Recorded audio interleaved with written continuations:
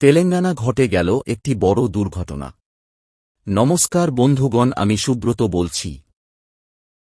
তেলেঙ্গানার সাঙ্গারেড্ডি জেলার পাশামাইলারামে একটি রাসায়নিক কারখানায় ভয়াবহ বিস্ফোরণে অন্তত ১০ জন শ্রমিকের মৃত্যু হয়েছে। আজ সোমবার ৩০ জুন ২০২৫ সকালে একটি রিয়্যাক্টরে এই বিস্ফোরণ ঘটে, যার ফলে কারখানায় আগুন ছড়িয়ে পড়ে। বিস্ফোরণের তীব্রতায় কারখানার ছাদ উড়ে যায় এবং শ্রমিকরা ১০০ মিটার দূর পর্যন্ত ছিটকে পড়েন। আহত হয়েছেন আরও অনেকে, যাদের স্থানীয় হাসপাতালে ভর্তি করা হয়েছে। দমকলের ১১টি ইঞ্জিন আগুন নিয়ন্ত্রণে আনার চেষ্টা করছে। জেলাশাসক ও পুলিশ সুপার ঘটনাস্থলে পৌঁছে উদ্ধার কাজ তদারকি করছেন। মৃতের সংখ্যা আরও বাড়তে পারে বলে আশঙ্কা করা হচ্ছে।